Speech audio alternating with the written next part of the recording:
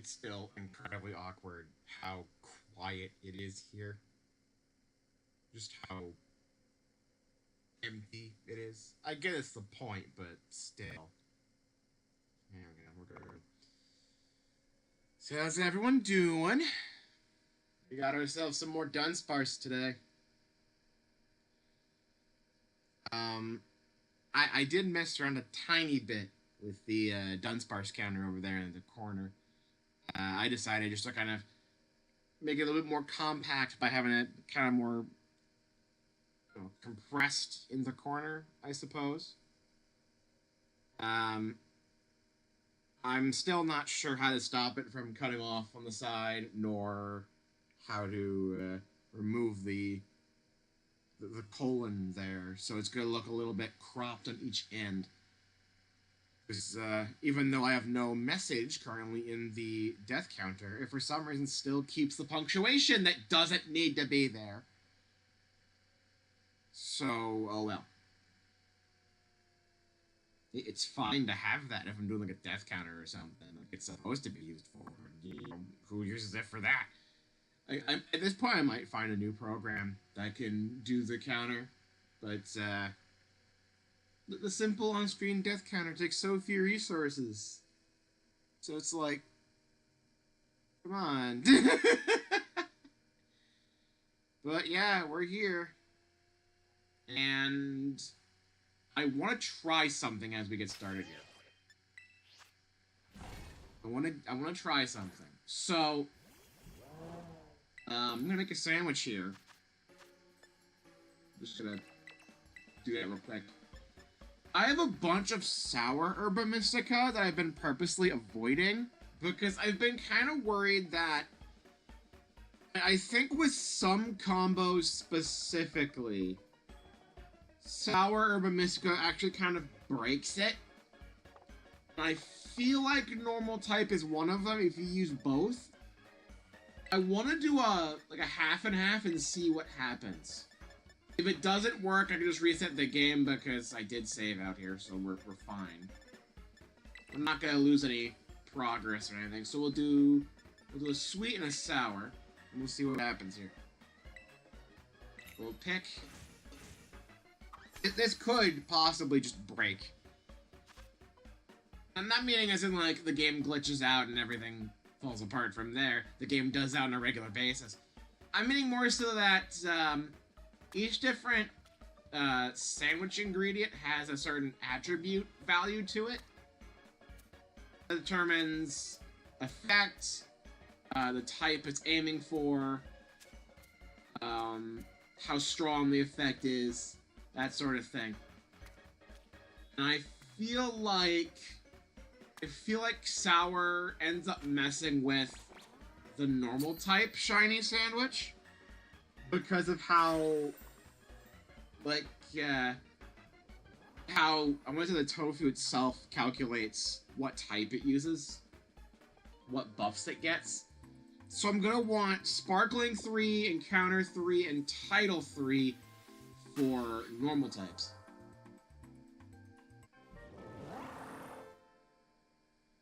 If we don't get those 3, I'm gonna reset.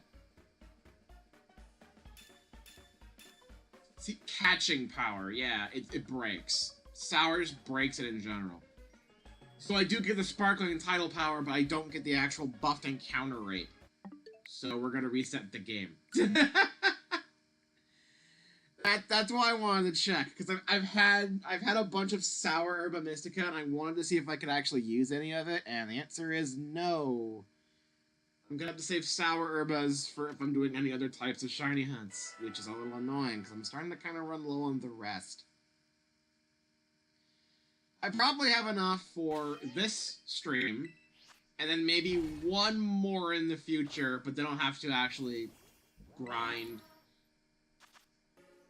And I haven't actually done any grinding for Herba Mystica in quite some time, so I'm a little bit, I don't remember what specific raids boost Herbas, like Herba Drops. I know there's a few Pokemon in each section. And Paldea has a few, uh, the two DLC areas do. But, like, I don't remember which ones. I'll have to look up the graphic again, and then, like, set aside, like, a few hours just to find them. But honestly, just doing any 5-star raids would be fine. They just don't get the boost from it, but they can drop Herba Mystica, so they're still worth doing, just not as much. Of course, there's still, like, the event ones for the 7-star raids. They're still going through the starters. I think right now they're just brought back the Decidueye. So they have the rest of Gen 7, and then Gen 8 and Gen 9 that are probably just done with it. They're probably not going to rerun them anymore. We have reached the end of Gen 9 support, I suppose. It's going to last a few more months as we churn through the rest of the starters here. And then I'm not gonna say it's gonna be impossible to get the Charizard pose in the Blueberry Academy, but you do need to have a Mightiest Mark Pokemon at all in order to actually earn that. And with those raids being done, that it's gonna force it to be locked behind trades, and I have a feeling that people aren't gonna be too willing to trade those out.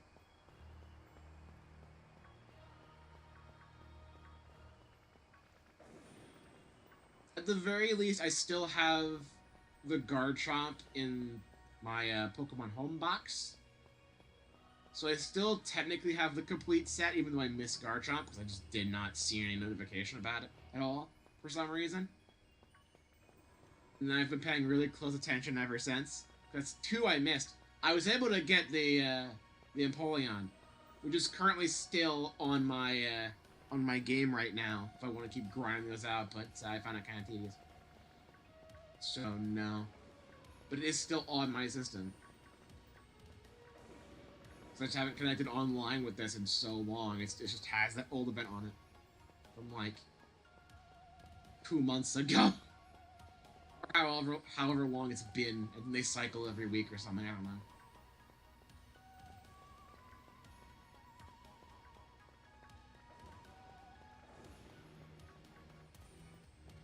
But,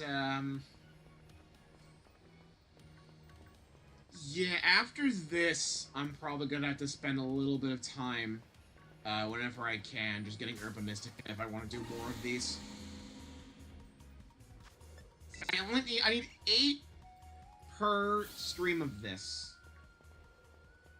Maybe less if I go a sandwich without getting a shiny, which has now become a lot more impossible due to the fact that we have the boosted encounter rate, so we're more likely to see shinies.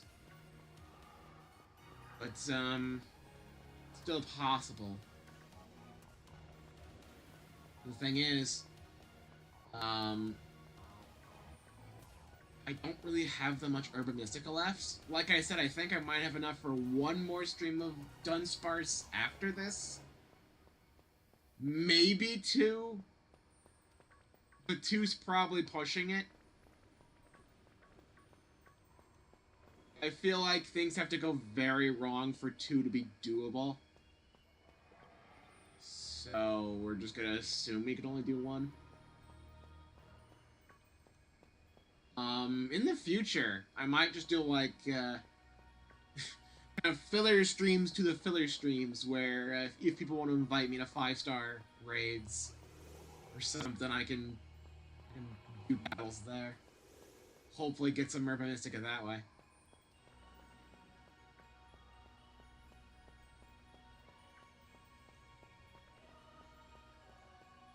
In fact, originally in the earlier Dudunsparce streams, I had a little message pop up being like, if you want to invite me to any 5 or 6-star Terra raids, please let me know.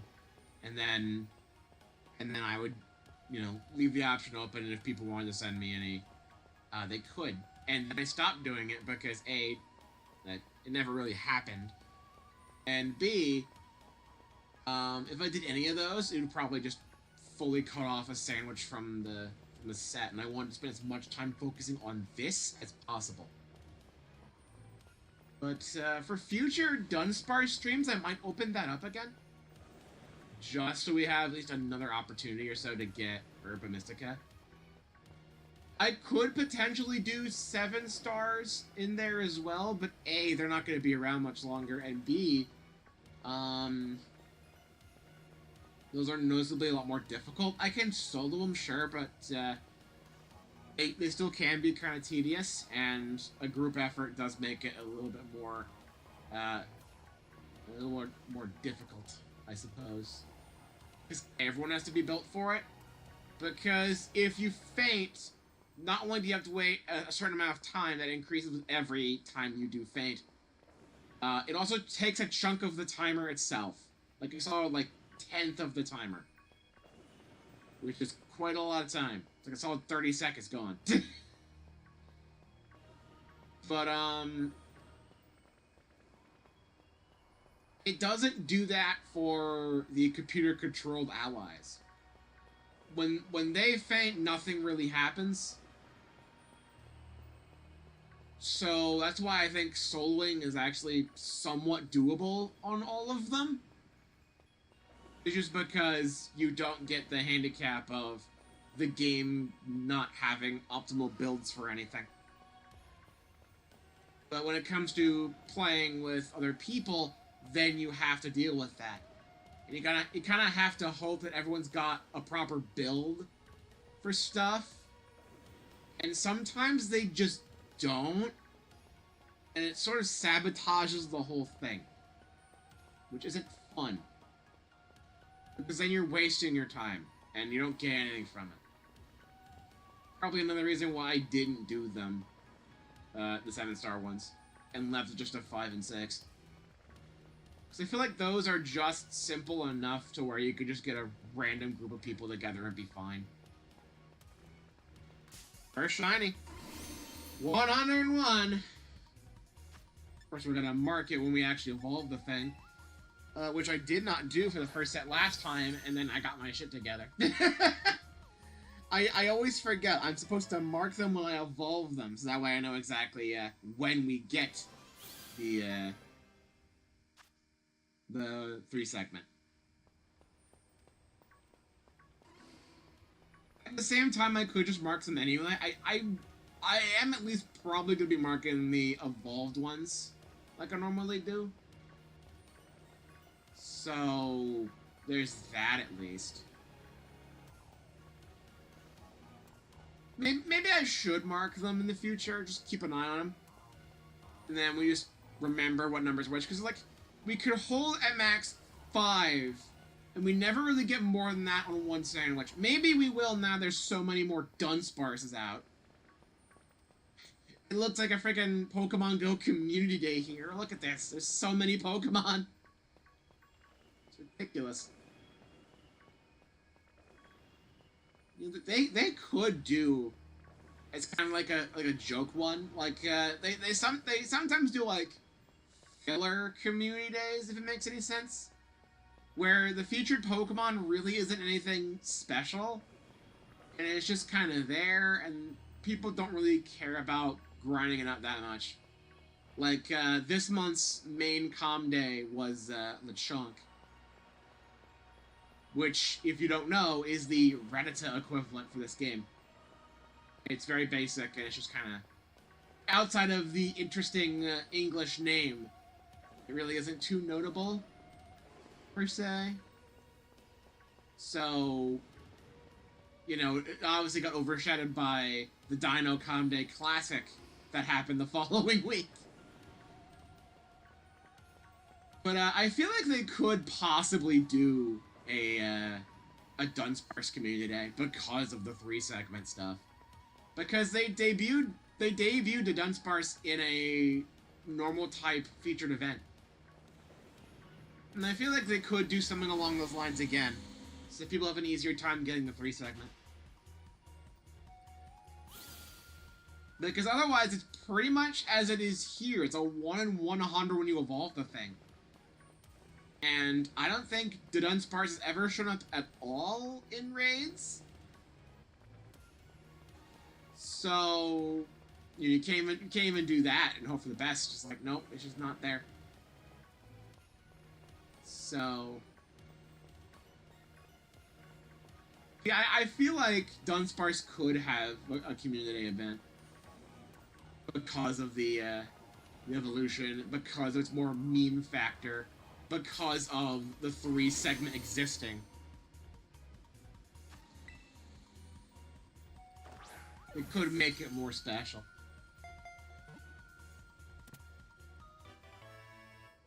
So, yeah.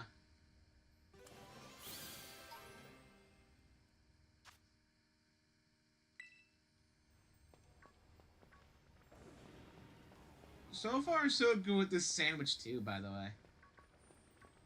Honestly, part of me wants to kind of just do a full sandwich where I just do loops around this small area. Because as I get to the edge over here, the ones behind me despawn. Then I turn around to catch up the ones I miss here, and then there's new ones that show up. So it's kind of an endless cycle of new Dunsparces as I do the loop. Which is something that I don't think was super optimal before, because of the lower spawn rate, but the higher spawn rate here definitely does make up for that a little bit. So I could realistically do like multiple loops around this for like a whole sandwich. Just 30 minutes of this could really work.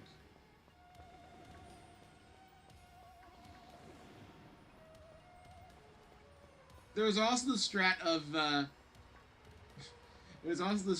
going to one of the crystals like down there somewhere and kind of just going back and forth on it and spawning a bunch of them on like a platform, which I believe is what I mainly did for Shiny Iron Bundle back when I was Wonder Trading them out for a Christmas New Year's special thing a while back.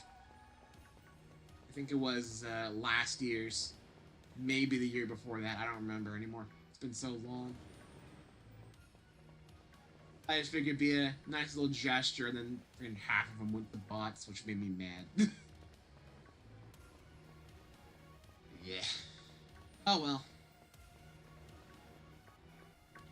At least some random people got it, and that does make me happy. It's kind of like what they did back when this game first launched, and I believe also the same was true for Sword and Shield, where everyone just got a bunch of shinies and water traded them out to give to people who got the game for Christmas, and it was super cute.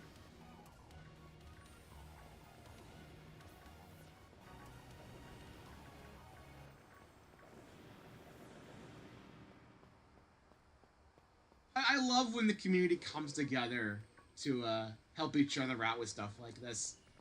Whether it be trading out a bunch of shinies or making like community trade codes to fill in the Pokedex for everyone, it's very nice. That sense of community that I think Pokemon was built off of still exists in the modern age, and I think it's really cool.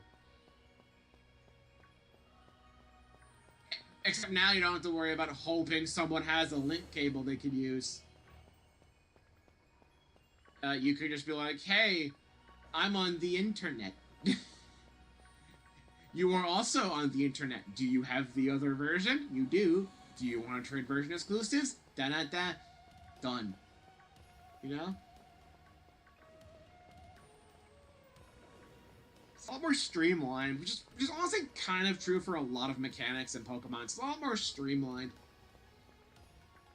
EV trading used to be so freaking difficult because you had to get specific Pokemon a certain way and then fight only certain Pokemon out in the wild ever if you wanted to build it right.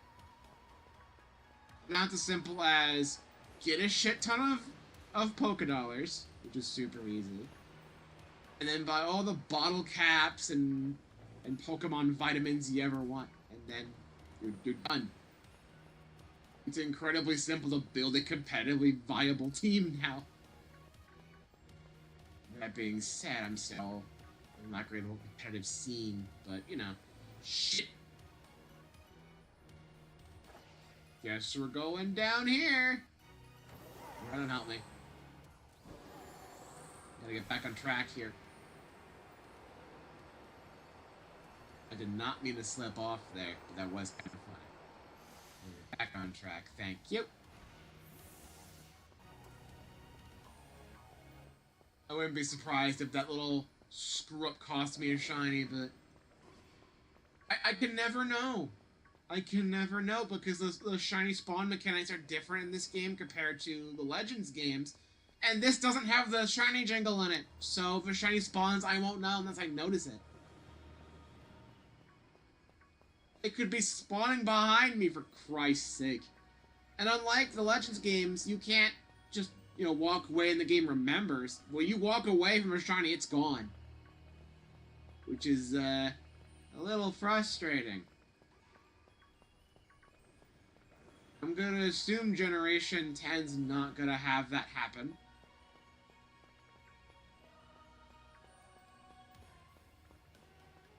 I still need to get around to playing the DLC for Legends ZA, but I just haven't yet. I need to get it, but there's so many other things I want to get first, you know? There's so many other things.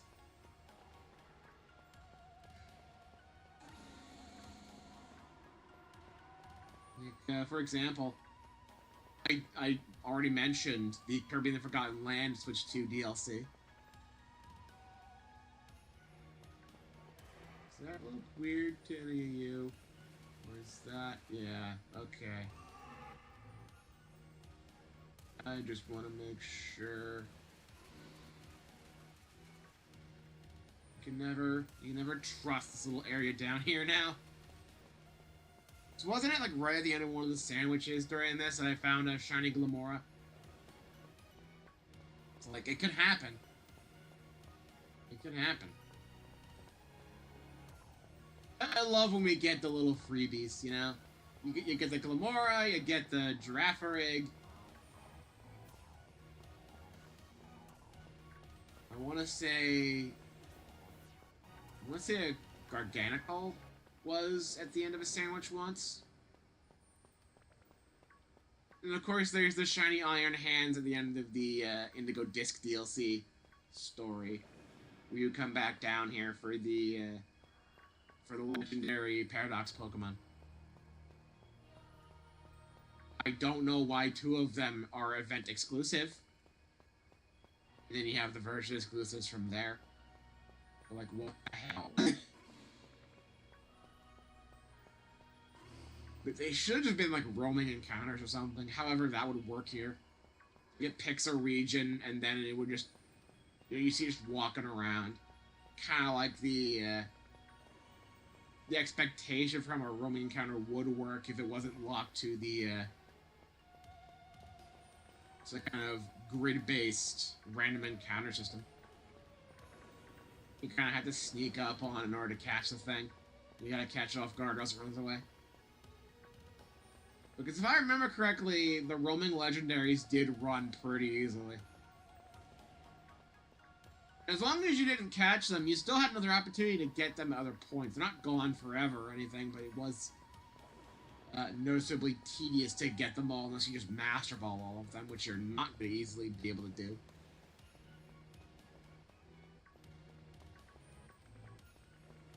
Because unless you did like certain events, you're only getting one Master Ball ever, so like you better use it wisely.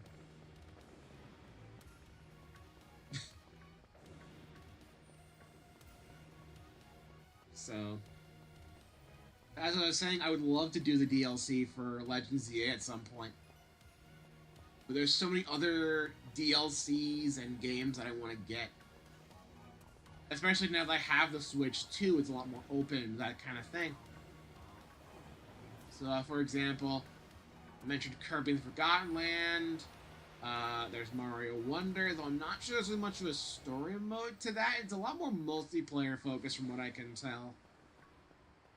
It could be wrong on that. I didn't play it yet. And I don't know anyone who actually has it. So, you know, maybe I'm wrong on that. Maybe there is a lot of single-player content in that. I know they did recently add a storybook of the Switch 2 edition, similar to the Galaxy games. So, if I do get the Switch 2 upgrade, which I probably will at some point, I just gotta beat the final boss as Rosalina, and then I get a storybook for some reason. They've been kind of shoehorning in a lot of storybooks lately. It's weird. Because they added an extra chapter, I think, for the Galaxy 1 book. They added a whole new storybook for Galaxy 2, and now they're doing this. It's like, okay, we get it. The Mario Galaxy movie exists. You want to promote it, but Jesus Christ, it's a lot of storybook. Like, I feel like it's low-key kind of lost its novelty at this point. You know? Just a tad. I don't know. It went from something they had to put in behind Miyamoto's back to something that's openly embraced a lot by Nintendo as a whole, including Miyamoto. It's like, you know, cool they had a change of heart about that, but man, now it seems to be a little bit too much.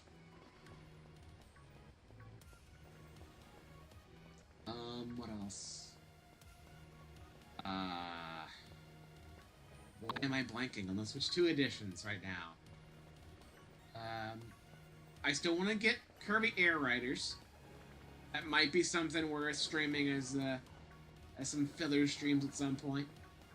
You know, once this is done, you know, once we're done with the Dudunsparce.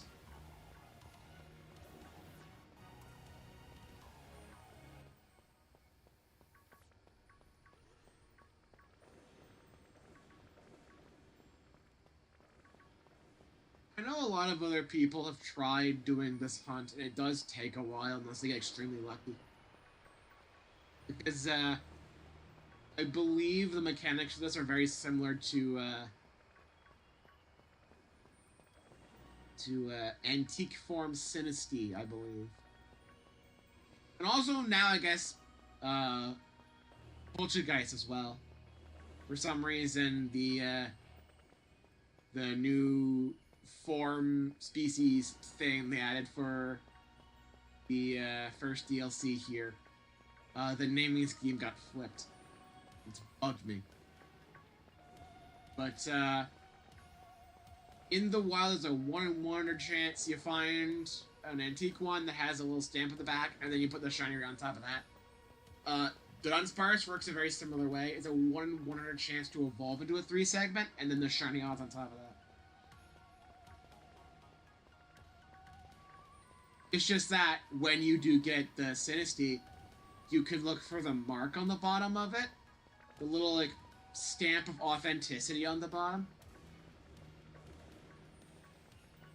And then this game kind of made it a lot easier to get because they made it have a chance to show up in outbreaks. I don't think I got a shiny one during that, but I did actually get a authentic Sinistea just normally from that. Probably should have gone for the shiny too if I didn't. I don't remember if I did. But you can actually get an authentic form outbreak in this game. Problem is with Dudunsparce, that's not the case because the 3-segment thing is not like a specific form in the wild. It's like it has a certain personality value or something, like encrypted values or something whenever the Pokemon's generated. When it actually makes the Pokemon, and then if everything lines up, like if that encrypted value, if divided by 100, has a remainder of 0, then it evolves into a 3-segment. So it's not a separate form like the antique form. So you can't just cheese it by finding a Dudunsparce outbreak that only gives 3 segments. It's just not how it works. It works totally differently. And granted, this is the easier version of this because there's Tandemaus, which has the same mechanic. The only difference being you can get a family of 3 Mousehold in Terra Raids, and those can be shiny. So you can get it from that if you are really patient with it. there's an alternate way. You don't have to find a wild one. You know? It's the whole thing. Just not as feasible for Dudunsparce in that case. So I don't think you can get 3 segments outside of evolving, which is a little inconvenient, I'd say. And I guess because Dudunsparce is more of a meme Pokemon, it makes sense why this one was the one that people went for more. Not to mention that Tandemaus is so dang small and the shiny is so subtle. Like, the light blue parts of it become a tan color, but because it's so small and it's still a bright color, it's hard to see. So people just didn't really go for it. And I probably won't, because that feels like it's too tedious. Honestly, after I'm done with this, I think I won't do a hunt like this ever again.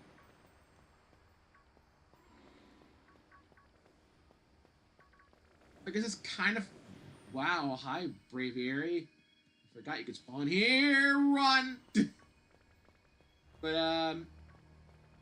I kind of did the 2 shiny hunts I wanted to do. Because I'm doing this to get the 3-segment shiny, which is like that big goal. And then, before I got the shiny charm, I wanted to make sure I got a full odds starter. So I went for a full odds Quaxley with just breeding it, no boosts, and just running around Mesagoza in circles. And I eventually got it. I think it only took like 2,000 something eggs, and I got it, which is a lot. I don't normally do egg hunts because it just takes a lot of time. Both getting the eggs and then hatching them after, it takes a while. But I did it. And then I got the shiny charm and never looked back.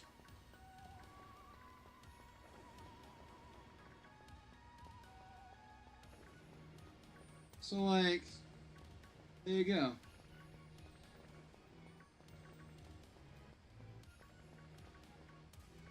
So, like, after I'm done with this, I kind of did all the shiny hunts I want to do with this. Outside of maybe eventually completing the shiny Pokedex, but that's gonna take a while. So that's, you know, probably not gonna happen. As much as I love the whole catch them all and get all the special forms of them, it's not gonna happen. It's not really gonna happen. I do want to do more shiny hunting stuff, don't get me wrong. I do love shiny hunting. I just want it to be a lot less of this, you know? Just, no getting hundreds upon hundreds of the other things and hoping it evolves right.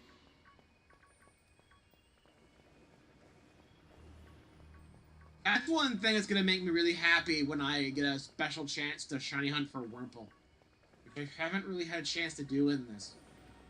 Because, back in the days before I actually was able to get Pokemon games myself, I did the Forbidden and played Sapphire on the computer.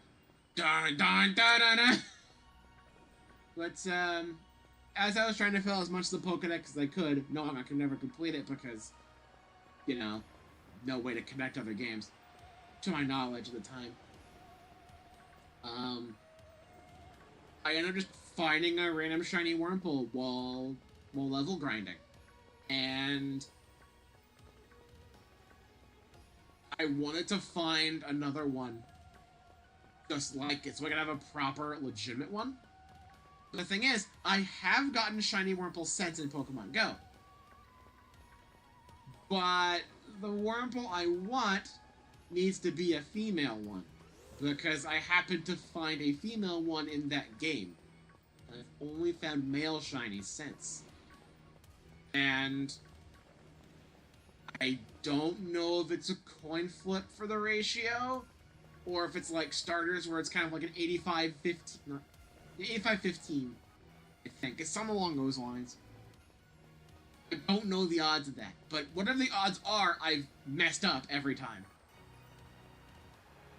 So I can't say I've been able to officially bring that shiny over to legitimate existence because I'm finding its brethren. But I'm not finding the quote unquote original.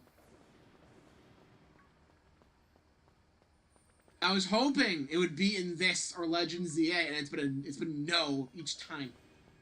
And that makes me sad. And of course, my luck trying to find one in Pokemon Go has been kind of interesting. One day it'll happen, I can assure you. One day I'll be able to get the proper, legitimate claim on it. But, unfortunately, now is not really that time, because I just kind of have to hope that it's going to be in Generation 10. And if it's not, then we're going to be really sad. Okay, that's it for the sandwich. Just double checking all of the Dudunsparces here just to be safe. And only 2 shinies again. So let's get out of here. But that is kind of a long-term goal of mine to get a proper shiny female Wurmple. But it's not going to happen here. It's not going to happen in ZA. I don't even think Wurmple's one of the DLC Pokemon, even. Because I know the DLC added like another couple hundred Pokemon. I don't think Wurmple's on that list.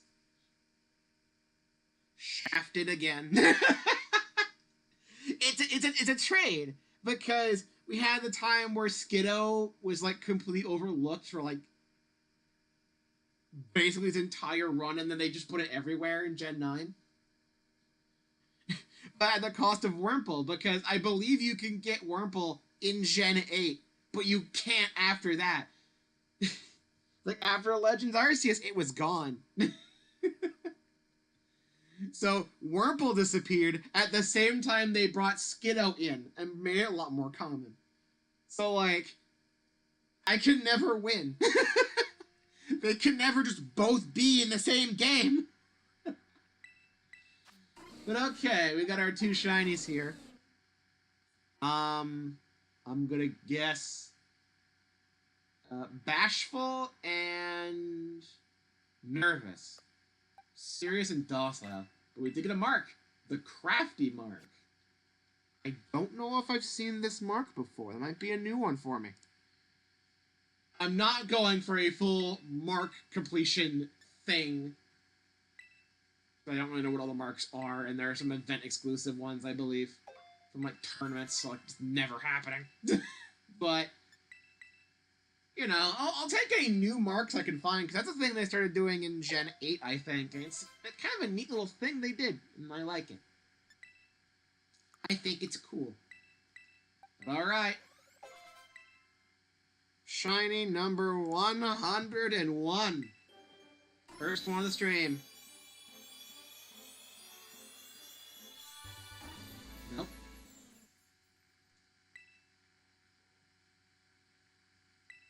Then we do number 2, which would be number 102.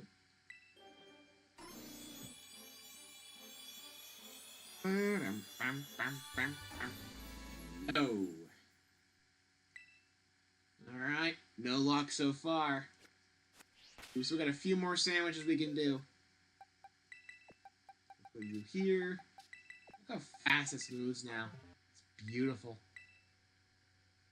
It almost makes Generation 9 somewhat bearable. Yeah, I'm a little harsh on it, but it kind of deserves the harshness. This game's not great. It's not great. Oh, well.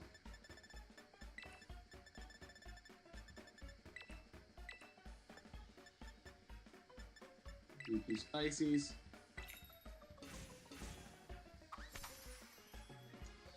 Yeah, here's hoping that Generation 10 ends up actually being a good game.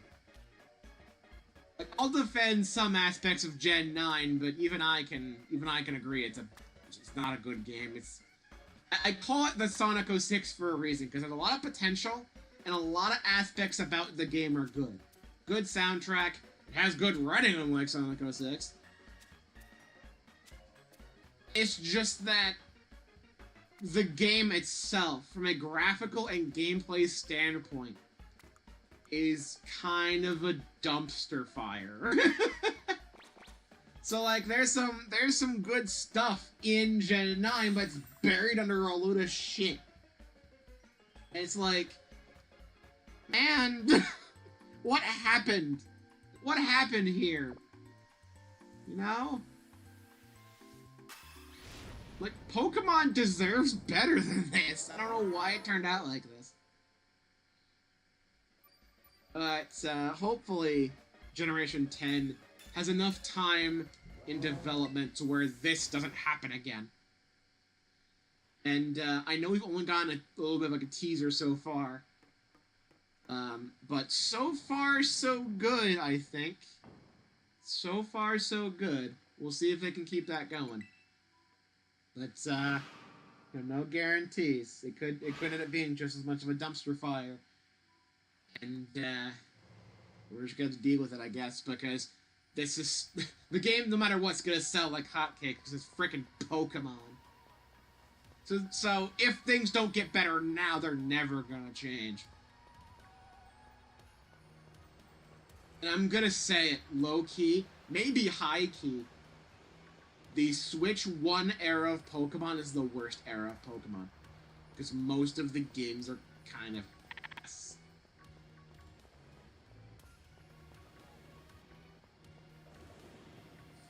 I don't think that's really a controversial opinion per se, but just kind of how things turned out, and that makes me sad.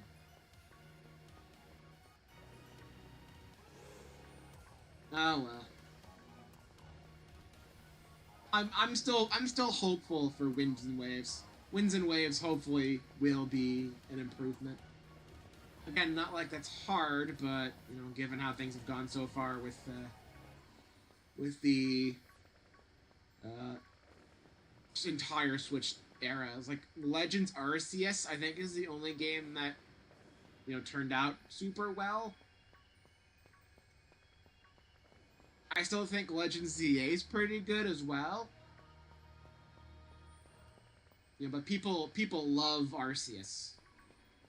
But I didn't play that one because ZA was so close.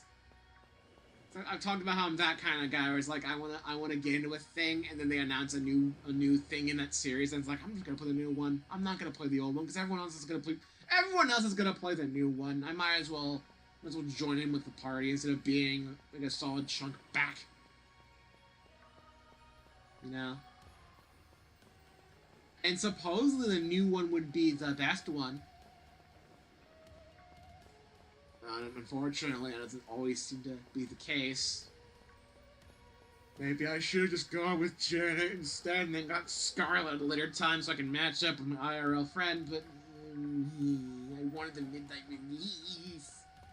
I wanted the midnight release of the game so I could play it with everyone else. I just want to be included in things. I just want to feel included. Yeah, it's often why, like, I list it as a reason for Smash Bros. Outside of my general distaste and bad memories of playing Smash 4. But, just the fact that, you know, I might as well start with the new one because the other one's been out for a while. And I feel like it's kind of hard to jump in to something that's been around for a while like that.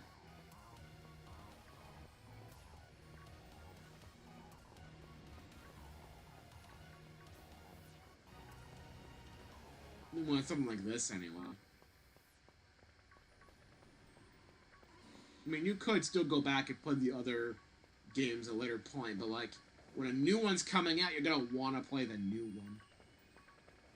Especially because you want to see all the new Pokemon art and you don't want to get spoiled on them.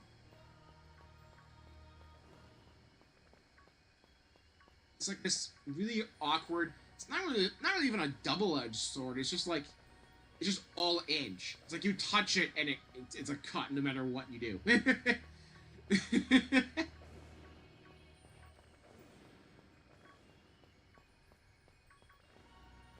Like, I get double edged, like both ends. There's no hilt or whatever. It's all just blade, right? But like, it's kind of worse than that, where like every part of the blade is sharp to the touch. It's like extremely spiky or something. Which I know is not how swords really work. It has to be more of like a multi-ended mace or something. Just big spike balls everywhere with no safe place to grab. I don't know. There's just no winning scenario.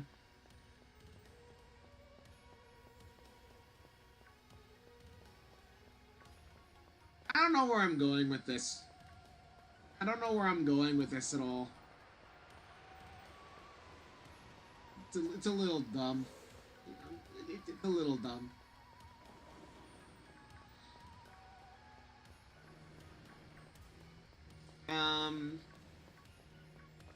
Here's our Sonic update.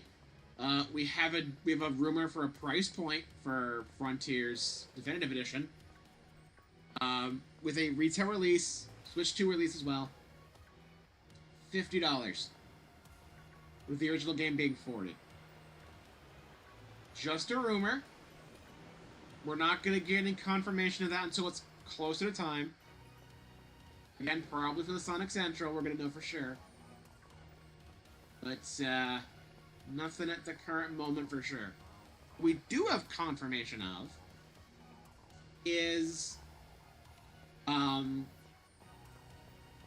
we have some new, like, streaming guidelines that aren't really even that new. They just, these companies do this thing where they just update their streaming guidelines every few years just to make sure they're up to date and everything.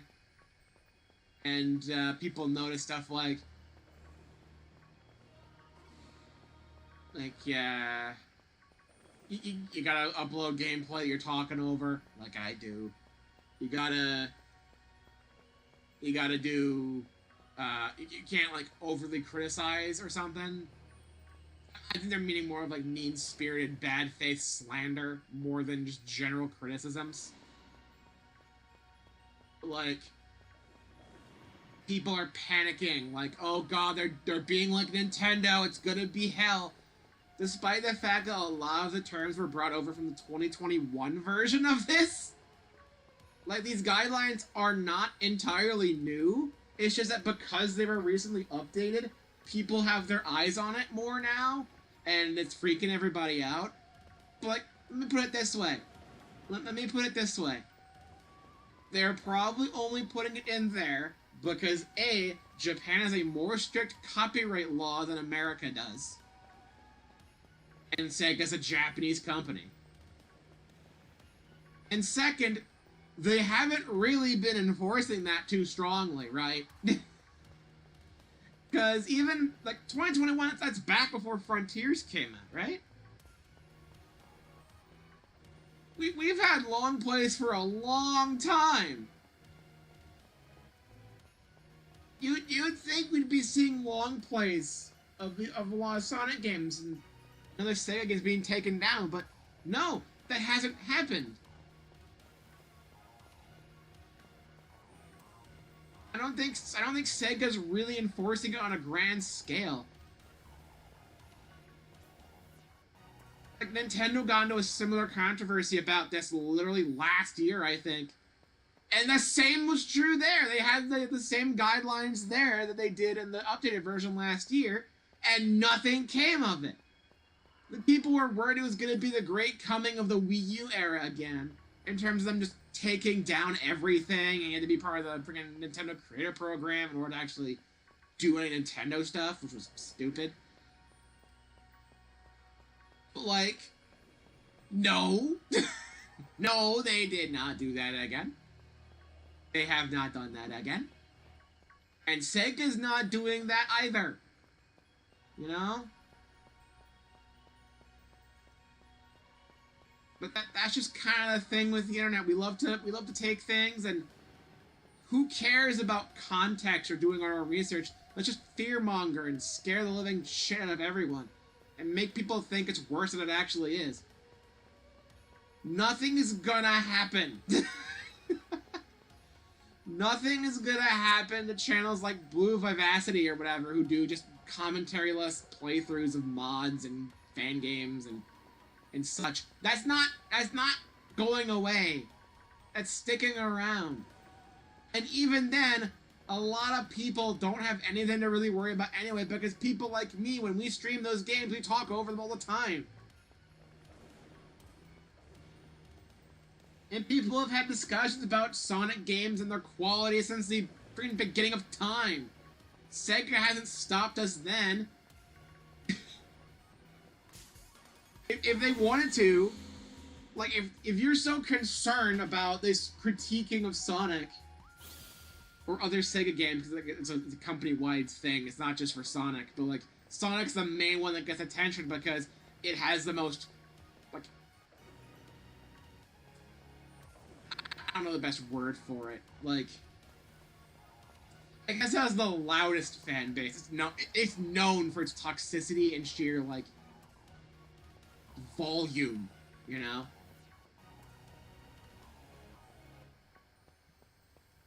We were kind of, like, Sonic fans were kind of seen as, like, the whole, like, the worst, most toxic fan base ever. I'm not sure it's really necessarily the case anymore. We have stuff like Digital Circus, but what are you gonna do? I think fandoms have just generally gotten worse as of late. Oh no. Maybe I'm losing my mind.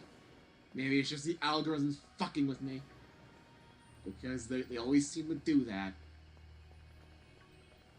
But yeah, like, if Sega wanted to take down criticisms in order to try to make a better image of their stuff, they would have done that when the Sonic franchise and their fan base was the most controversial. And they didn't. Sonic is in a better spot, both as a franchise and as a community, than it was a decade ago. If they didn't do shit about us a decade ago, they're not gonna do shit now. We're okay. We're gonna be fine. Like, come on, guys. I know Sonic's all about going fast, but don't let your brain get ahead of, you know, I guess nothing. You're overthinking it. You're overthinking it. Use your eyes and look at the things you're seeing on the screen. And then look back at the stuff that's happened in the past, and then think about that for a bit. And realize that, wait a minute, maybe things are gonna be okay. Maybe we can go like a solid month without any fucking drama. What's with all the drama? But yeah, I don't think anything's gonna come with a guideline update, because it's not really that different from the original. They just update it a little bit every so often, like every few years. I'm willing to bet when they update the guidelines again in like 2031, we're gonna have the same outcry again when people forget that this happened. Because it's the internet. We complain about something for like a week or two, and then we either get used to it, or maybe it does change temporarily. Who knows? How many times have we complained about shit that's happened on every site known to man, and it's never gotten better? We just put up with it after a couple weeks and we move on. Like, we just give up. Because usually it's not that big of a deal.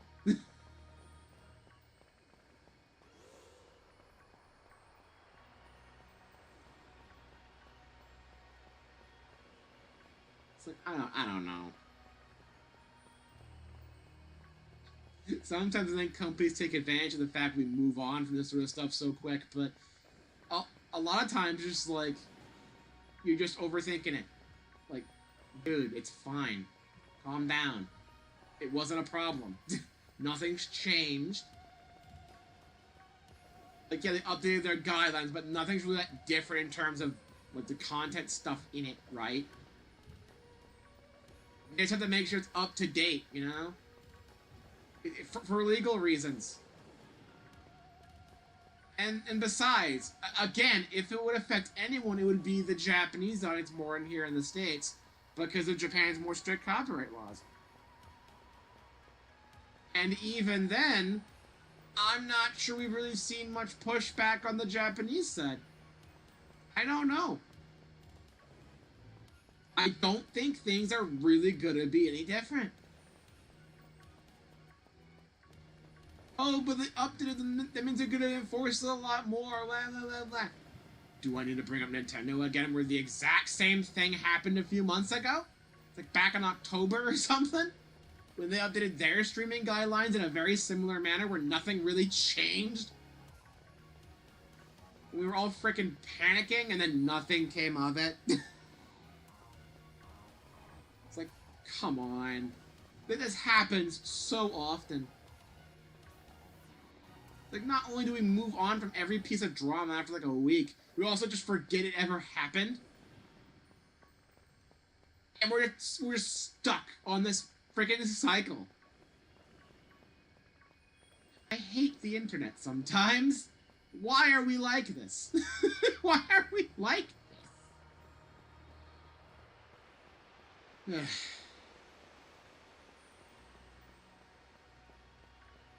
Whatever. It's just whatever. It's not my problem. It's not my freaking problem. I'm still gonna be streaming Sonic Frontiers Definitive Edition when that comes out. Or probably somewhere close. Maybe not day one. You know, the original Frontiers, I think it was a few months after it came out, but, like, shut up. you know what I mean. I'm still gonna play it. So shut up. It'll happen. It'll happen.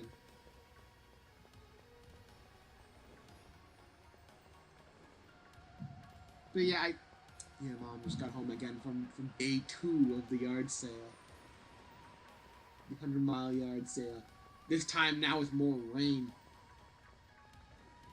Just tossing everything on the table, just collapsing on the chair. Because, ugh. Nah, I get it. For one of the years, I want to say it was a few years back, I actually did spend some time with her doing that. And that was when she had an outside stall. She didn't have the indoors that time. Now I was just spending a lot of my time playing Sonic CD on the laptop. Not this one, the Windows 8 one I had before that. But I was just playing Sonic CD on it the whole time, and it was a scorcher. It was indeed quite a scorcher. Like I checked up on Mom after stream yesterday, only to find out that she was like just red. Because even though she was indoors, apparently some of the hot wind like blew in, so like it was still pretty hot. You gotta love summer. And I know it's not technically summer here yet. I don't think. It's like we still have like a month for that. But the seasons here kind of get out of whack. The seasons here are kind of out of whack because, like, it feels like winter sometimes doesn't really want to stop. Spring's here for like a split second before going right back or skipping ahead to summer. The weather just struggles to make up its mind on what season it is.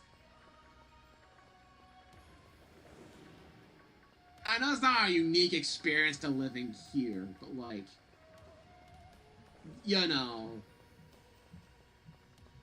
it sort of makes it feel like we don't really have distinct seasons anymore.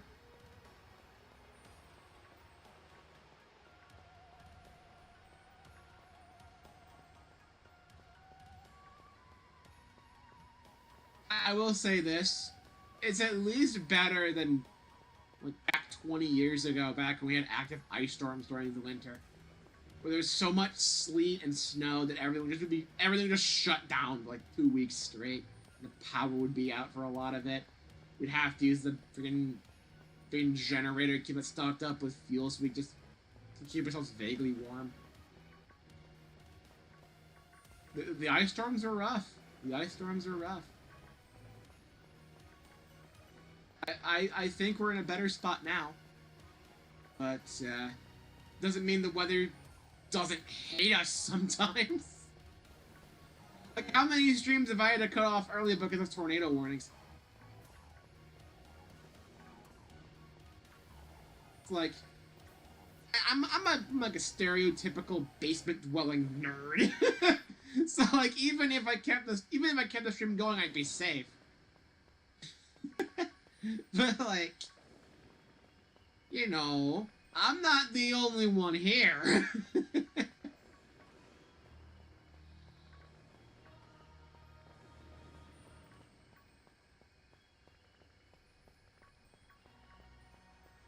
Sometimes the weather can be kind of a pain, and I just have to deal with it.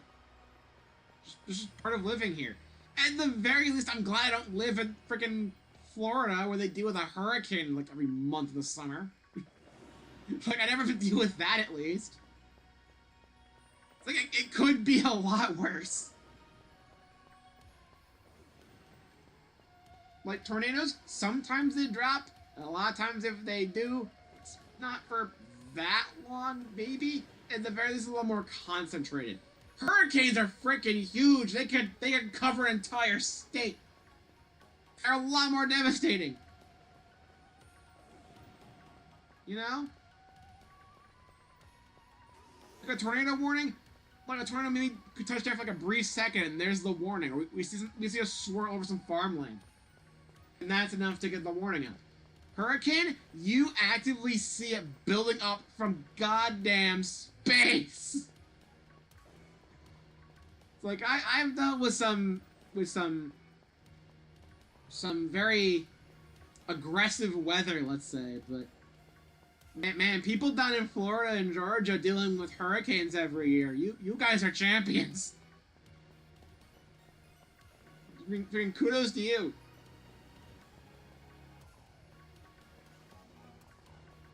I don't want to come off as insensitive or anything, but like, damn, it could be a lot worse here. I'm glad it's not that bad for us. It's like, I don't know how to be able to take it, you know? I don't know how I'd be able to take dealing with a freaking hurricane. Especially not, like, multiple in a year. Like, yeesh. To be fair, though, I think Floridians, like, I guess is a term for it, people of Florida, they're just built different. I mean, have you seen all the Florida Man articles out there of just them doing the most insane shit? They're just built different.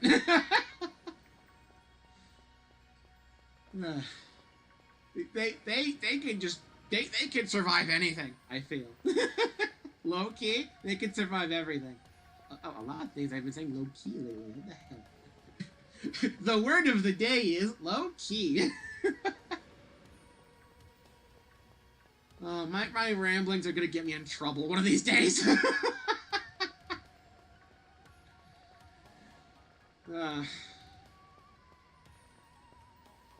Yeah, I'm not meaning it in a bad way or anything. I'm just like, could be worse. And good job toughing it out down there. I could never be you. Like, I've visited Florida a few times. It's a beautiful state. But like, you know, I would love to live close to a beach. The whole tropical vibe and everything. Like, I feel like the weather and I would be, let's say, incompatible. Generally, I think we'd be pretty incompatible. Just, I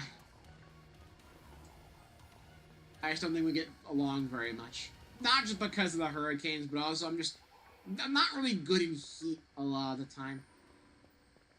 And, you know, tropical areas, they're known for being a lot warmer than typical Midwestern U.S., Like, it can get hot here, but, like, we're talking an extra 20 degrees Fahrenheit in Florida on top of that. Just guaranteed. So, like, I don't know. Like, you think I shut myself indoors a lot now. Oh, boy. I just wouldn't be going outside at all during the summer.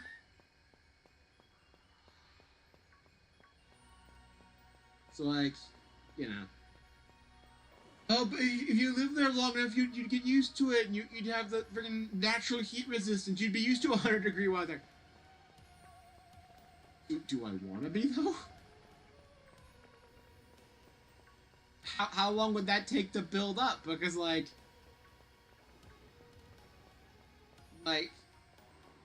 if the temperature is, like, maybe 10 degrees above room temperature, that's when I start to struggle. I do not take heat well. I really don't. And sure, it might be a symptom of me not going outside as much as I really should be. Again, stereotypical basement nerd. But, like, I don't know. I don't know.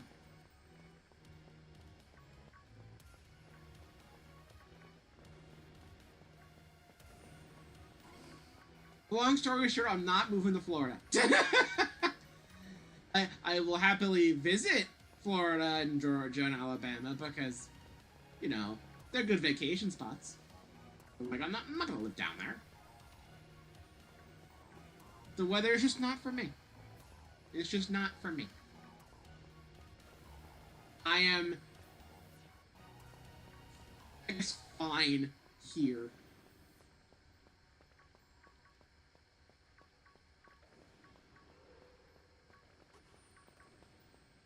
It could be a lot worse.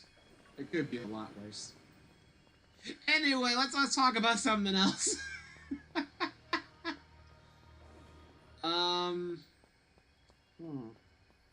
long do we have in the sandwich? Oh, just a few more minutes. It's fine. And then we'll do probably. We're probably gonna be doing 2 more. If we do 1 more, I think we'd be still like 20 minutes out, so it's like, I usually try to aim for at least 2 hours of stream. I generally don't want to cut them short unless I absolutely have to for whatever reason. Again, weather permitting, of course. Like, I've cut streams off before because of technical difficulties. That's been a thing before.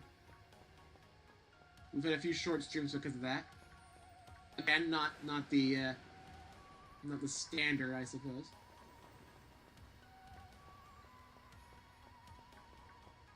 Like, at the very least, it's not like the early Frontier streams back when I streamed pretty much the whole afternoon, where streams could go upwards of like 5-6 hours. It's kind of a lot. I'm glad I don't stream that long anymore. I think 2 hours is generally fine enough. And of course, if we're talking like bigger games like Legend ZA, we go for 3. Like, I think when we get to Winds and Waves, I think those will be 3-hour streams. Just because there's going to be a lot more stuff to do in the game in general, and because it's an RPG. I think it makes more sense to have the game take up more time across fewer streams. Realistically, I probably could have done the same with Mario and Luigi, but I think I still aim for the 2-hour mark there, too. Except for the finale stream, where it went twice as long, because I thought the game was going to end, like, 3 different times. That game's pacing is questionable. I do enjoy Brothership. It's probably a lot better now that I have a Switch 2. I don't have to worry about the freaking lag nearly as much, but, it's just, pacing's a bit awkward at points. It felt like it tried to end 3 different times, and I don't know how to feel about that.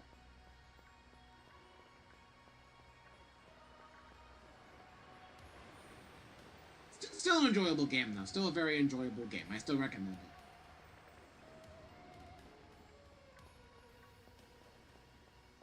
It's at least better than Paper Jam. Yeah, we shit on Paper Jam a lot, but like I still liked Paper Jam. Maybe it's just from naivete or whatever.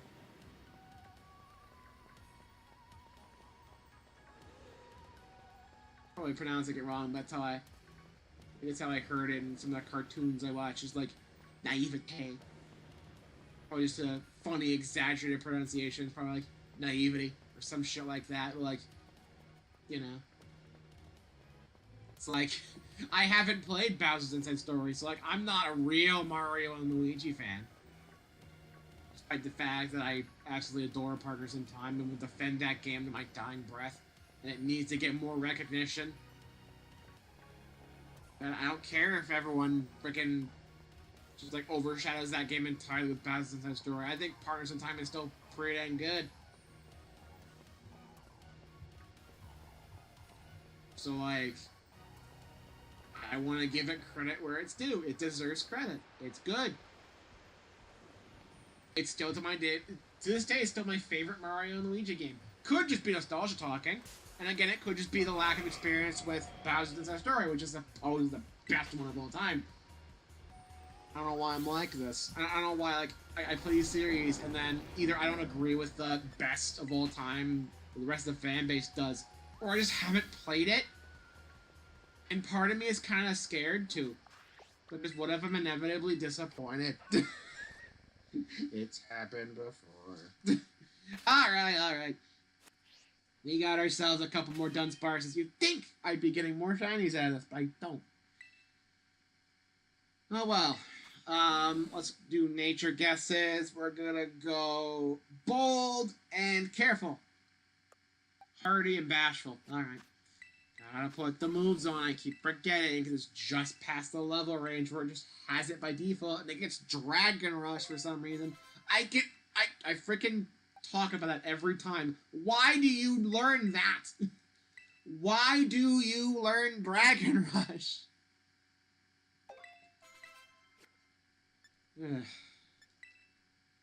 That's why Dudunsparce should have had a secondary typing. Just make it per dragon or something. Make it worth it. I'll make it bug ground or something. But that would make you the worst Pokemon. Why would you want it to be worse? It's like, come on. Come on, thing's not a bug of some sort. You're crazy. You're absolutely crazy.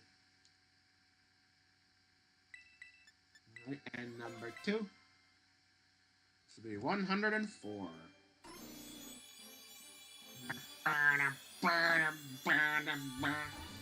Nope.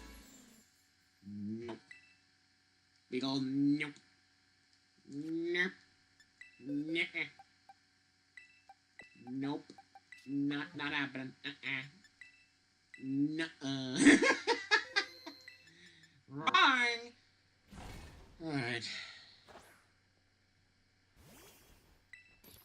I'm wondering if I might be doing something wrong. Now that I have the Switch 2 edition, I might not be doing this the most optimal way anymore. I might look into it.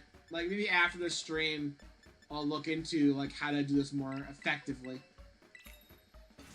I feel like with all of the extra spawns, I should be seeing more shinies. But I don't. Part of me thinks I'm just passing over them, just from failing to notice them. Again, they could just be spawning behind me and I just don't notice. I don't want to spin the camera around like an absolute doofus the entire time either. So, I don't know. I don't know what you want. One of the Tofus didn't cooperate. It's a freaking stack like this. You know. This is bad. Well, you stuck on there? Good job. So it did end well. It did end perfectly fine. Why does it give you 2 minutes to put down the pick? Why? It doesn't need that long of a timer. Like 10 seconds would have been fine.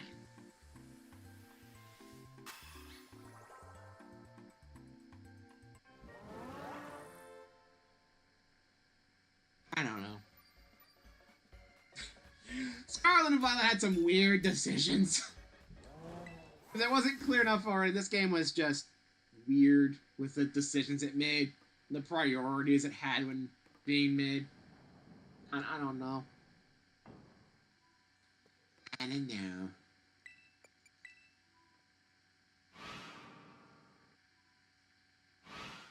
So yeah. I'll look into more how to actually optimize this a bit more.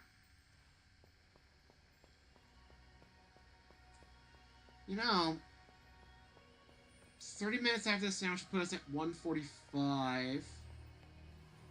I could do another sandwich and put us over the 2-hour mark. Or I could spend the last 15 minutes trying to look up on, like, what the general strategy should be for this now. I feel like this is still the optimal strategy. But, like, I feel like I gotta be doing something wrong here if I'm not seeing more shinies. You know what? I'm gonna finish doing my typical loop down here, and then we're gonna go on that side platform where everything kind of just seems to respawn if I walk around enough, and we're just gonna go there the rest of the sandwich. And we'll see if it works out better, you know? Because I'll be going in that small loop, I won't have to worry about shinies spawning behind me and disappearing, because I'll be seeing all of them. I think that makes up for it, right? Should be fine.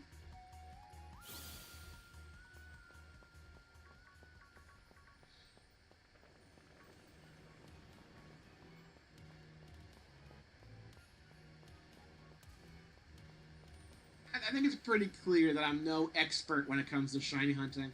Not really. I'm adequate enough to actually get them, and I can catch them. I don't need to use quick balls anymore. I've at least improved in that regard. I've improved, but like, you know, that's an evolved shiny. Put it on the number list. 105. We're gonna be here for a while.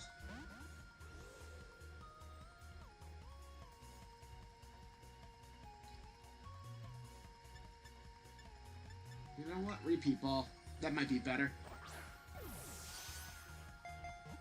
Keyword being might be better. I don't know.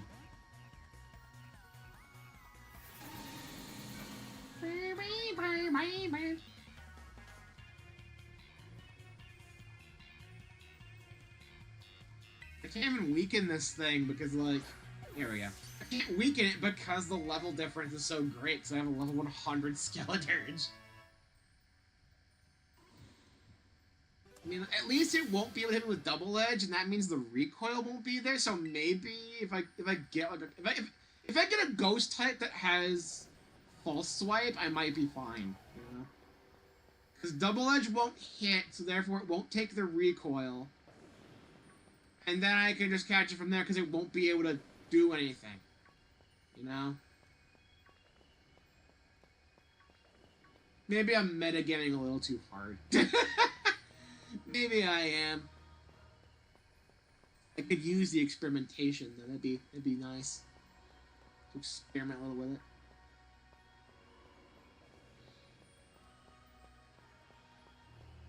Like anything I could do to potentially optimize getting shinies, I feel like would be nice. Could try for an outbreak again. Because the outbreak, I would get the sandwich boost, I'd get the general outbreak boost. And that would be a 1 in 512 in a more small area, but there'd be a lot more spawns because of the Switch 2 update. I could realistically do outbreak shiny hunts of this again. I tried in a few streams of this, and I feel like it wasn't as effective. But with the higher spawn rate, it might actually be more worthwhile now because it would just be general better odds, I think. I'd have to look into the fine details of how this all works. I'm not gonna act like I know for sure this is gonna be the best way of getting Dudunsparce that I could get the shiny with. Like, you know, I think I'd be doing alright. I feel like this is generally better, though, because even with the Outbreak ones spawn in areas that are also... They're also the spawn locations of normal types generally. So besides the Outbreaks, I'd also just be seeing a lot of normal type Pokemon besides them. And it's nice to get those little extra bonuses, but it also kind of gets in the way of the Dudunsparce stuff. You know, the main point. The main point of these streams. So, I don't know.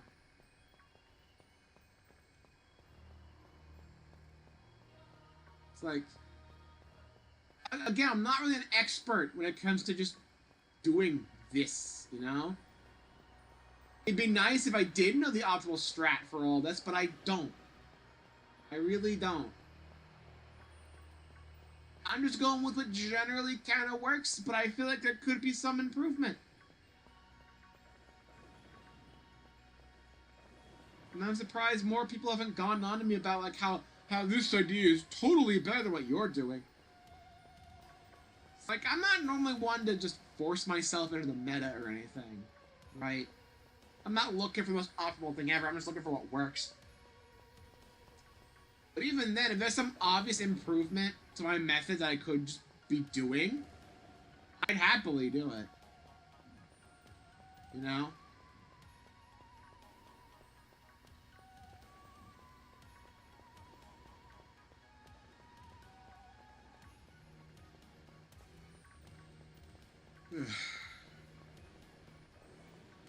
Like I said, I'm not an expert on this. I don't shiny hunt all the damn time.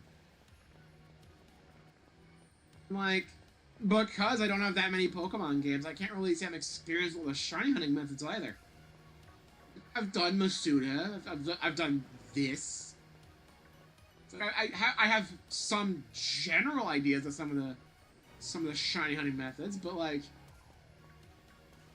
you know, I've never played Gen 4, nor its remix, so I've never done the friggin' Pokewatch shiny shaking grass thing.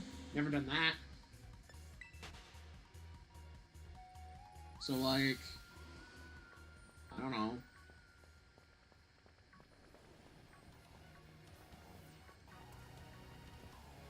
Like, I've done a variety of shiny hunts, don't get me wrong, but, you know, I'm not gonna say I'm amazing at it or anything.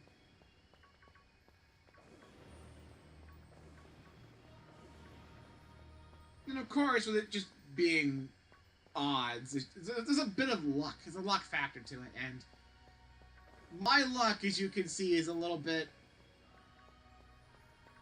yeah. It's not great. They spawn so far out, dude. They spawn so far out. I've totally missed shinies just from how many spawn. That's why I feel like I need to change my strategy a little bit. You know? Because so many spawn at once, I had to just completely change how I look at this. Because they go so far down! Like, are there any shinies down there? Is this what I have to resort to now? That's ridiculous. I need to probably localize the area a bit more. If I shrink the spawn area and focus on like one particular spot,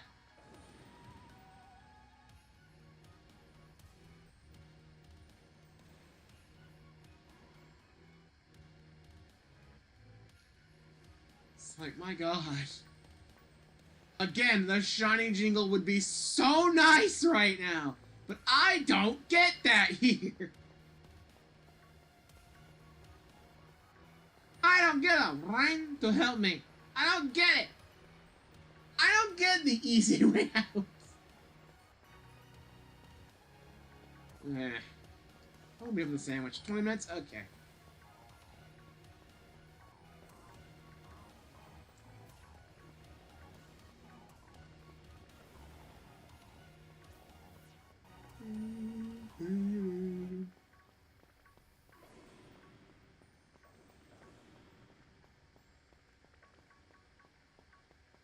Look at all these Pokemon. Look at how many Dunsparces are here.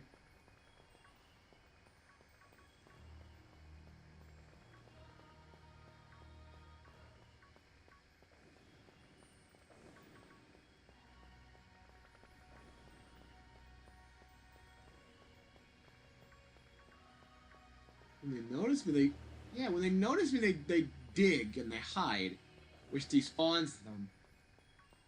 And then more spawn in behind me. So running through like this into like small loops seems to be pretty effective, actually.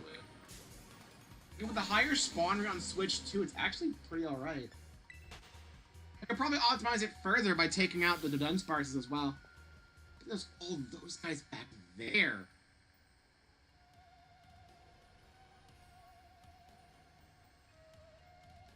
We're gonna have to hope there's no shinies back there. We're just gonna have to hope. Just focus on this group, and then hope for the best, you know? With them noticing me like this and them digging away, it does mean they frees up more spawn spots for shinies. And they can generally ignore the Dudunsparces. Unless doing enough loops makes it so they spawn those too much, and then I can clear them out with Skeledirge. I think this is a good method.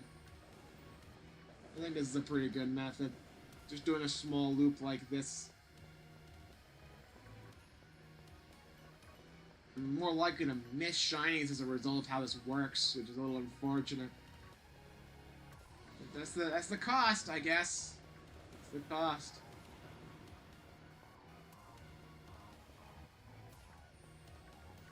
As long as I get some shinies out of it, I don't mind missing a couple.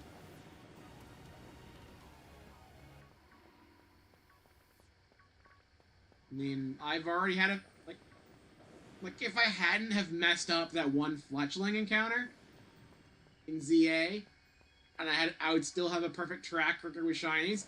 Like I'd be scared the entire time of possibly missing one. And you know, I'm still a little bit like, oh, I don't want to miss one because I want to actually catch more. Like, it's like getting a new car. You don't want to make a mess in it, and then inevitably you make one little mess in it, and then you just stop caring. The cleanliness streak is over, and now you're just happily eating chips in the car. That's how it feels. It's like, because I had that perfect run, where I hadn't missed a shiny, finally losing a shiny and just being devastated. It's like, the bandit has finally been ripped off, and I'm free. I can just be a lot more leisurely with it.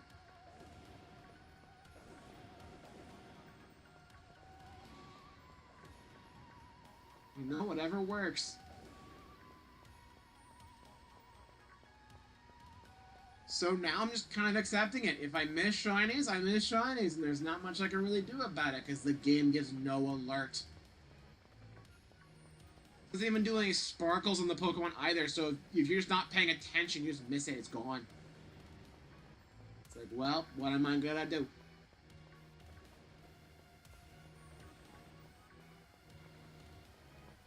Like, a lot of the extra little bonuses from, like, Let's Go and Legends Arceus are just not here.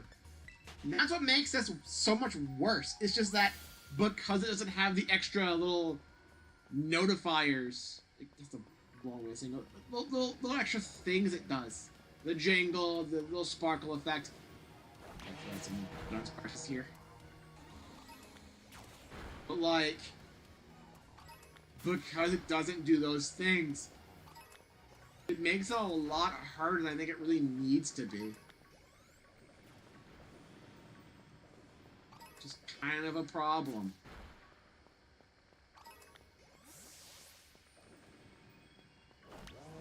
Honestly, this might be a good method.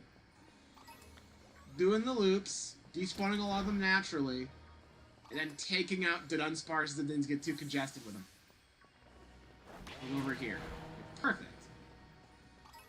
Like, this is the strat. because it's not an outbreak, I don't have to worry about the spawn suddenly stopping because we ran out of Pokemon.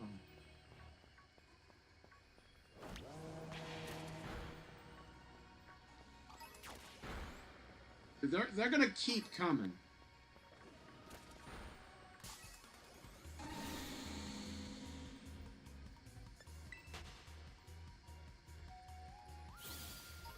This might be our new strategy. It's at least a different strategy, a lot more engaging than normal. It's a lot more engaging just running around and doing nothing. Well, I do like this little... Oop! There we go! There's one! Hello, buddy! Hiding behind a rock, are we? Maybe I shouldn't be standing so close, but... Sure. You know what? Here, repeat pulse, we're already here.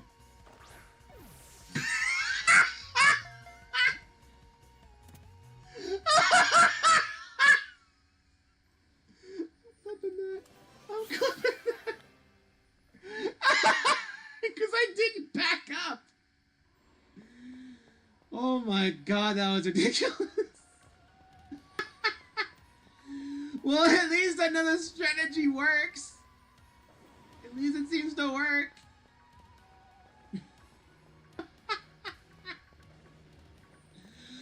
Oh, that was funny. I just didn't move back enough from the rock, and it did that to me.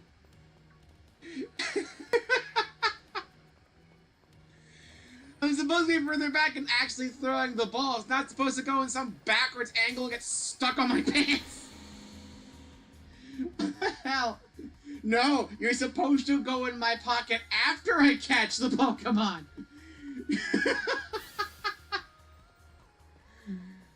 Oh my god, that was so ridiculous. It's the freaking Wiglet thing all over again. You'd think that would... But that's the thing with multiplayer. That shouldn't be happening in single player. What's going on? What's going on? Game? What kind of sick joke is this?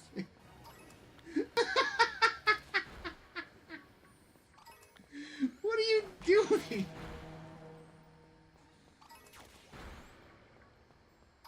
Oh, the game's going cuckoo crazy. Scarlet and Violet, everyone! Scarlet and Violet, everyone! The game just does this. I've had my player character go in some weird spots because of how I get caught in an encounter, but like, that is by far one of the funniest. I was actively in the way, and then the ball went backwards, then back to me. What the hell? Oh, now I'm stuck in a loop. Oh!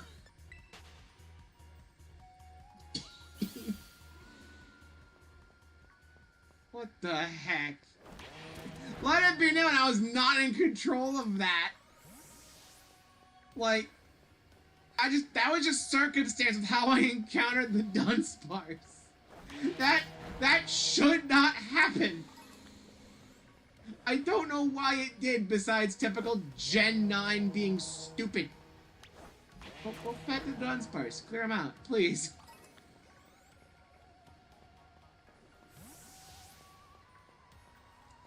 I will say there's another good thing about doing it this way. Beating all the Dudunsparces gives me more scales, which then I can use in the item printer.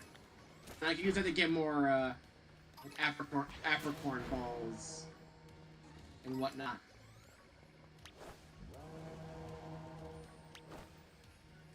Lurch. Yeah, Lurch. There you go. Come on, buddy. Get your act together. You're better than this. You're better than this, buddy. Alright, well. I think we may have found our strategy just from that alone. Because that was really funny. Thank you, game. You utter jokester, you.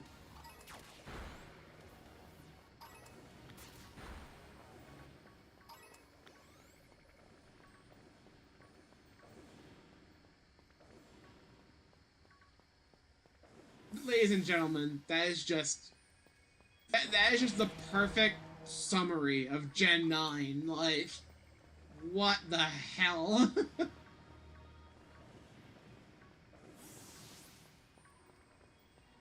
the shit that happens in this game is so weird.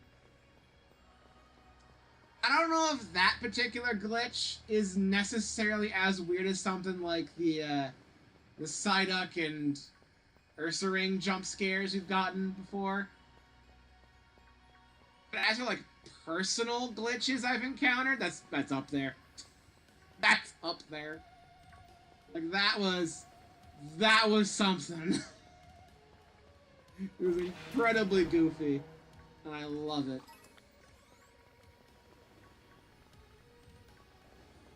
The camera got stuck the whole time too. It was like, where am I going? Where are you? I turned invisible and the ball went like backwards, I think, so it could have a sort of throwing arc. And it just gave up. It gave up because it didn't move me back far enough. I'm supposed to be standing behind Skeledirge when an encounter happens. But I got stuck on the rock, and then, because you're supposed to throw the Pokeball from a certain distance normally, the game got very confused, and I just happened to be standing in the way. And again, my player character is not supposed to be standing there. So, like, what the heck? What the heck?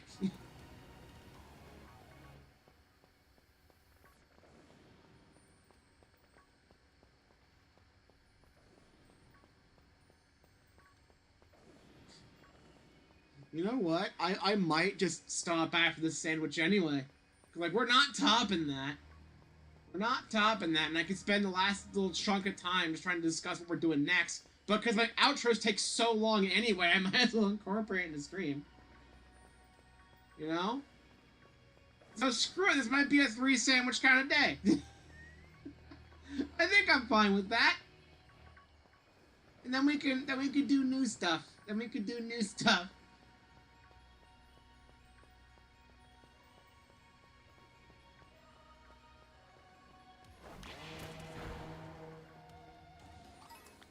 Like, new stuff is in more Donkey Kong, which is old stuff, but we're doing the new time trial stuff with it.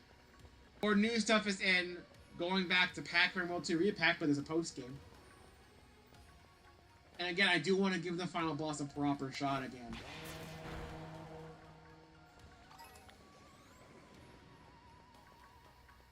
And then new stuff is in, you know, semi-new for me, entirely new for the channel.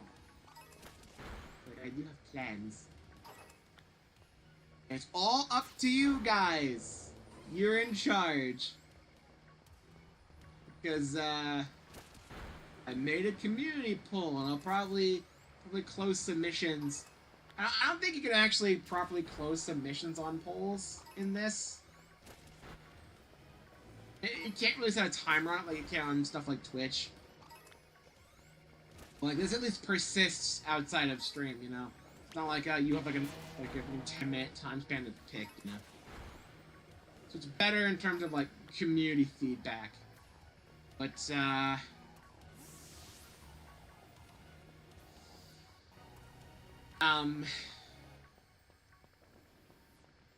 you can't really probably close submissions unless you make the post hidden after 24 hours, which I don't want to do because I feel like it's not enough time. I'd prefer to have it be like a week-long thing. So I'll probably check on it. I'll probably check on it next Wednesday. We'll see where we're at, and then I'll decide from there.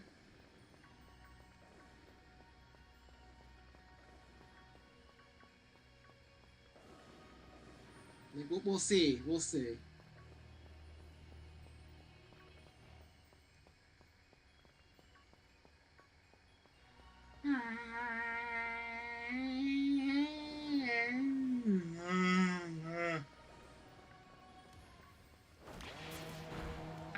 I don't want to sound like, paranoid.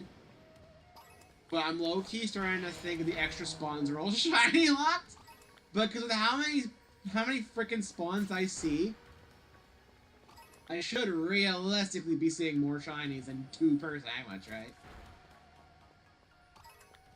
Like, 1 sandwich with this many spawns should realistically give me a full party. Right?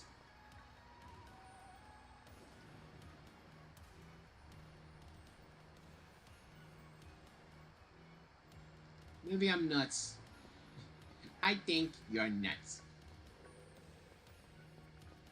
Maybe I'm just not that good at math. Maybe it's not that much of a difference after all. Maybe all the shines are spawning outside of mid-view and constantly despawning and making me sad. But I feel like I should just be seeing any regardless because I see way more Pokemon here than I normally do. Here we go, here's one. That's how you do it. That's a tried and true method. If you don't like not getting a shiny, just complain, and then you just suddenly get one, and everything's fine. And then you just don't think about it anymore.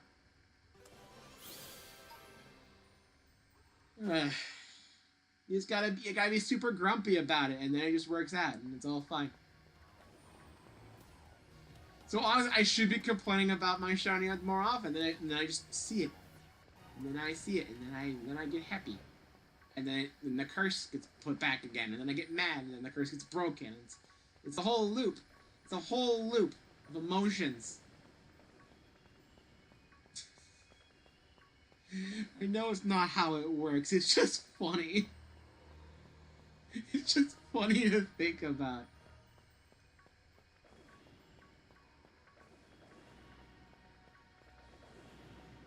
Well, how much time have I left in the sandwich? 3 minutes. Alright. So a little bit better than our typical sandwich, but not by much. I still feel like I might be doing something wrong because I've had luckier sandwiches on the Switch 1 version. So maybe I am doing something wrong, I don't know.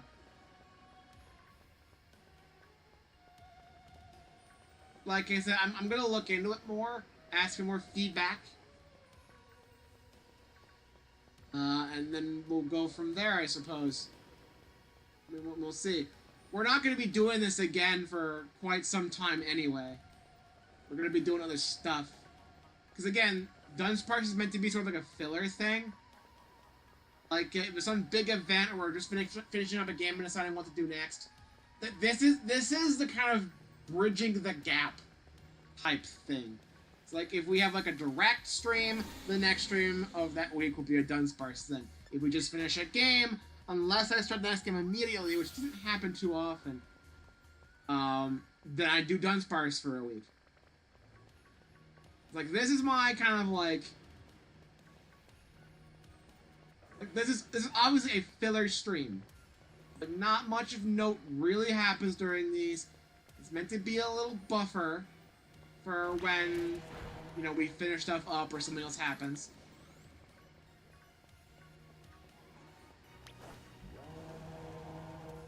So like it's a whole thing. It's maybe not the best way of handling stream. Maybe not. And there's a chance in the future I might just change the schedule again, you know? I might go to like a Monday, Friday schedule at some point. At least it would give me more space between Dudunsparce stuff if I do 2 in a week. I don't know.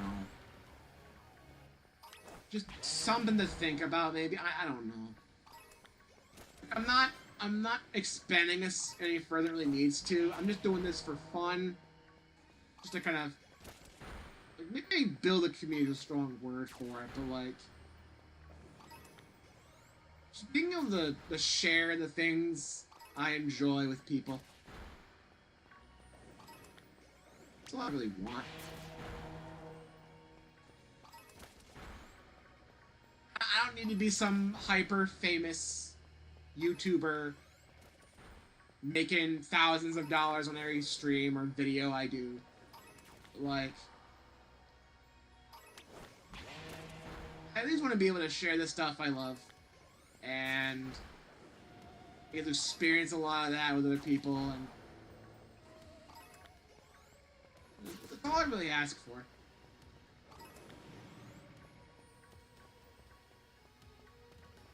And I feel like these Dudunsparce streams, as flawed as they can be at points, I feel like they do a good job of building that connection. Let's check our last few spawns here. We do still have a little leftover stuff. Forgot Iron Valiant could spawn over here. That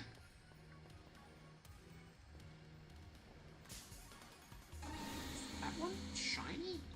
I have not paid much attention to a Spather in a while. Might just run off. Are you shiny, or you just look like that? You just look like that, okay. I don't see a Spather too much, so, you know, excuse me for being a bit paranoid in that regard. It's like a lot of the iron Pokemon, all the iron Pokemon have like chrome on them, because everything's chrome in the future. So it makes sense. I'm able to pick those out pretty easily. Generally speaking. I think we've got all the Dudunsparce spawns down here that I'm gonna get, so I think we're good to just leave. Yeah, we're just seeing a lot of the general spawns. Alright. Back out we go. I think I will make it the last sandwich, and then I'll just discuss plans. Alright, so we have 3 here. 2 of them aren't in the counter yet. And then we have this one, which is our dud. Our nature guesses, I'm gonna go adamant, timid, and quiet. Lonely, 2 lonelies. You kidding me? God damn it. Game, why are you like this? Yeah. Alright. Imagine if this is just it. Imagine I get these 2 evolved and then we're just done. That'd be kind of insane, right? Kind of insane to think about. Like, any one of these could realistically just be it. We could just be done at any second. And then we just never think about this again. We move on. I could use experience candy on that. I didn't realize. I guess you would be getting experience normally, wouldn't you? Doing the new method. Alright. You're evolving. 106. 2 segment. And finally, 107.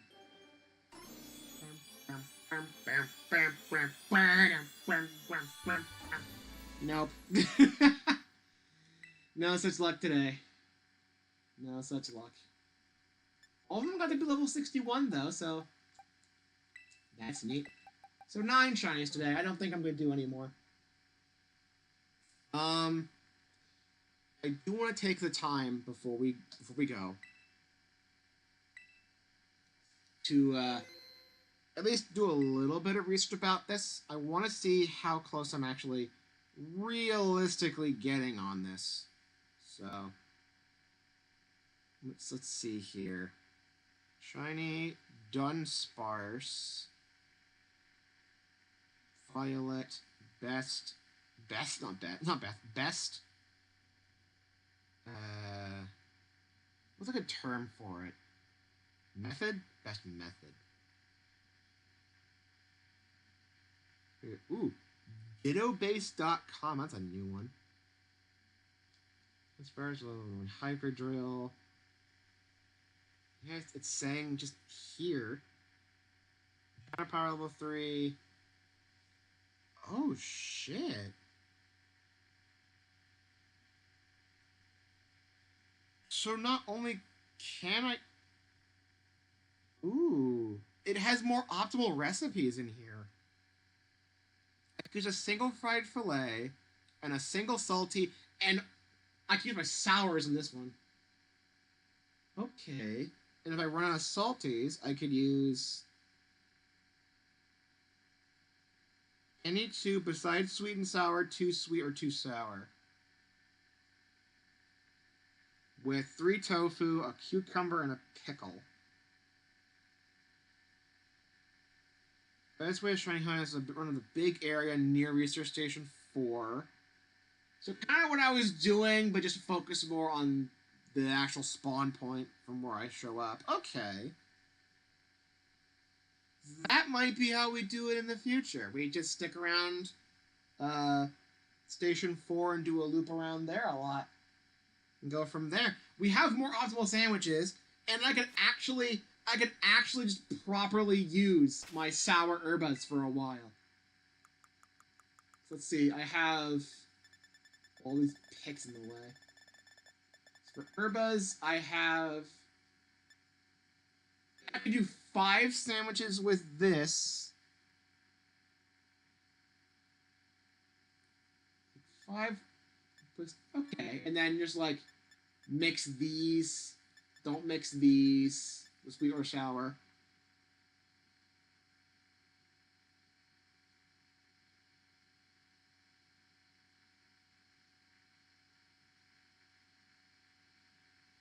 Actually, any 2 Promethicum besides 1 sweet and 1 sour. 2 sweet or 2 sour. Means I could use sour and spicy, right? So even after I use up all the salty ones, as long as I don't mix these 2, that's another 9 sandwiches, I think. From sour, bitter, sour, spicy. I could actually do a lot more sandwiches than I thought. I've been running a super unoptimally. I'm not sure how this would affect tidal power, but... Okay, you know? I'm gonna bookmark this so I don't lose it. Or, like, maybe make a proper note of it. Because we're gonna be making sandwiches like this from now on, because holy shit, that's way more optimal. It's way more optimal. What the hell? Especially because for the salty sour mix, I only need a fried fillet. That's 1 extra thing. Hang on. Where is it? Yeah, I take 1 of these, and I just place it down, and then we're done. It is super simple. It is super simple. Oh my god. I never have to worry about making the freaking tower of tofu pain again, really. As long as I keep my salty herba up, I'm just fine. I probably should just be grinding for herba mystica anyway whenever I get the chance, but holy shit. We've just unlocked we've unlocked a new possibility here. We've unlocked a new chapter in the Dudunsparce, the Dudunsparce Chronicles, I guess. It's like, holy shit. I could do so much with this. So let me see here. So I never worry about tomatoes and peppers and all that sort of stuff again. As long as I just have... At the very least, I can use my sours in these recipes, too. A lot of these recipes that are allowed let me use sour, which I have a huge abundance of because I normally can't use it. Because if I use it with the normal recipe I've been using this whole time, then it breaks it and gets rid of the encounter power. I can't have that. Oh my god.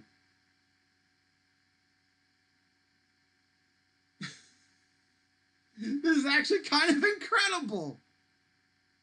I'm so glad I took the extra time to look this up. So that's something for next Dudunsparce thing, which is probably going to be like a month from now, minimum. But you know, that's good to know. That's good to know. Huh.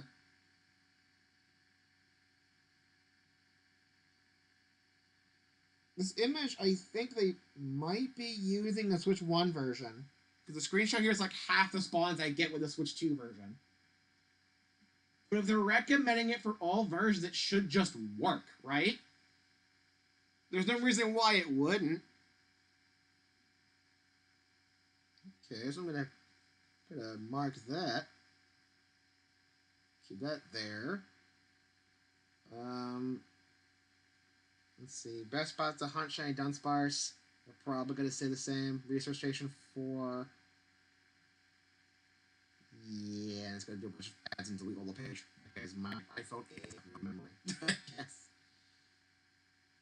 Okay, here's a GameSpot GameFAQs thing from last year.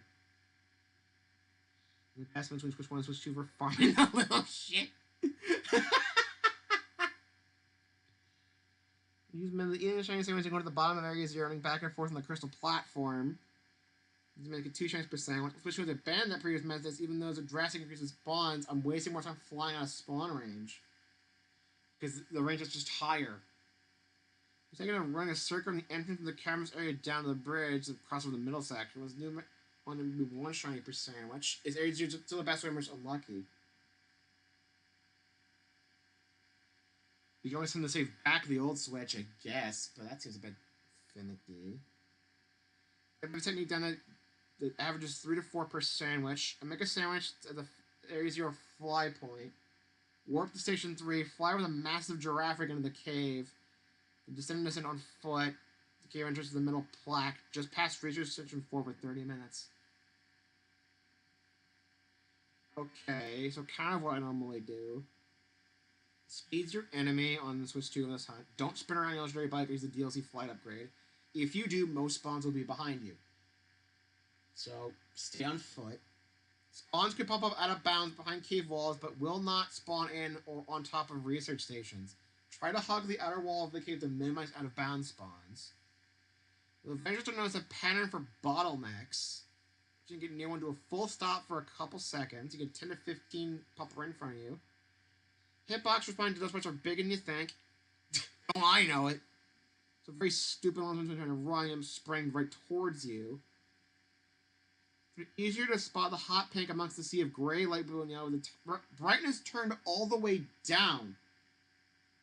Brighter says causes the yellow to completely wash out the pink and blue.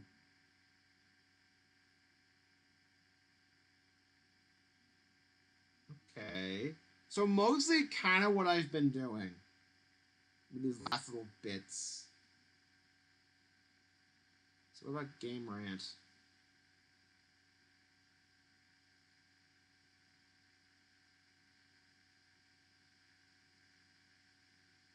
Yeah, it's just talking about general shiny stuff. We're gonna skip that one.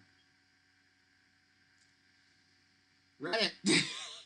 You have a question? Go to Reddit. It's from 3 years ago. Let's see.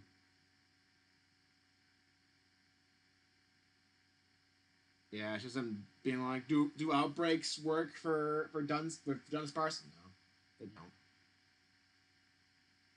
Okay, so what I've learned is that A, I can optimize the sandwich a lot more and actually be able to use my sour herba. And the strategy I've been kind of building up this stream specifically is actually mostly correct. With the Switch 2 at its spawn rate, I don't want to be on Miraidon anymore. And I definitely aimed for the wrong open section. I should be aiming... like, I'll show you guys real quick what they say to do. So I make the sandwich, 1 filet, and then the 2 herba, as long as I make sure to pay attention to my combo. Go in here, go to station 4, which I have been doing since the last stream of this. And then from here, I leave the room and make a hard right over here to this big area and use this, do big loops around this area to get my spawns. And I shiny hunt around this for a while until the sandwich runs out. Don't use Miraidon. Just kind of run loops around here and kind of stay close to the wall to minimize the out-of-bounds stuff. And just kind of watch. Just keep your eyes open for stuff. I kind of want to try this now, but I don't want to do another sandwich right now. But this is what the method is now. Just doing this. Because if I go far enough away, like from here, because they do start to despawn a little bit as I go away. A little bit. And of course, I still have skeletons. I have skeletons I can send out to take care of any excess stuff I don't want. Not to mention that most of these Pokemon aren't going to run away or anything.